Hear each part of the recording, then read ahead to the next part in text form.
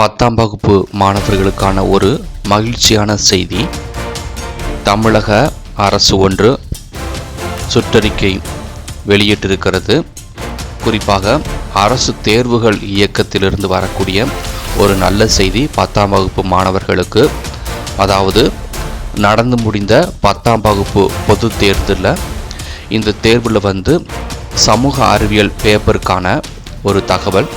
சமூக அறிவியலில் 1 mark questions, அதாவது ஒரு மதிப்பெண் வினாக்கள் கேட்டிருந்திருப்பாங்க. இதில் நான்காவது கேள்வி,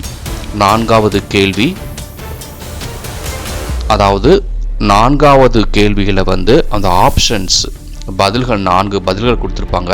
அது 4 பதில்களும் தவறாக இருப்பதனால இந்த 4வது கொஸ்டினை யாரெல்லாம் அட்டன் பண்ணியிருக்கிறாங்களோ, அது தவறாக அட்டன் பண்ணால் மார்க்கு, சரியாக அட்டன் பண்ணாலும் மார்க்கு தான்.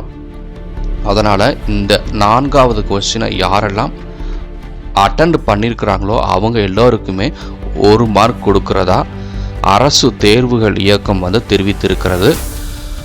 10ஆம் வகுப்பு மாணவர்கள் சமூக அறிவியல் தேர்வு எழுதியிருந்திருப்பார்கள். அதில் 1 மார்க் கொஸ்டின்ஸில் 4வது கொஸ்டின்ஸ்க்கான மார்க்கு கிரேஸ் மார்க் மாதிரி கொடுக்குறாங்க. இதில் மாணவர்கள் அந்த 4வது கொஸ்டினை அட்டன் பண்ணியிருந்திருக்கணும். அட்டன் பண்ணாமல் இருந்தால் மார்க் கிடைக்காது.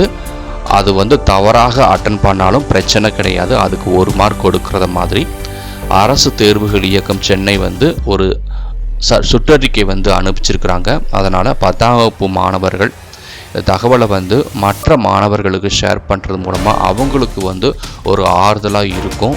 ஏன்னா இதில் அதிக மார்க் வாங்கும்போது மட்டும்தான் அடுத்த நிலைக்கு போக முடியும். 11ஆம் வகுப்பில் நல்ல ஒரு குரூப்பு கிடைக்கும். 10ஆம் வகுப்பு மதிப்பெண்ணுடைய அடிப்படையில் தான் 11ஆம் வகுப்பில் ஃபஸ்ட்டு குரூப் கிடைக்கும். ஃபஸ்ட்டு குரூப் கிடைக்கும்போது மருத்துவ ரீதியாக நிறைய படிப்புகளை நம்ம நாடலாம்.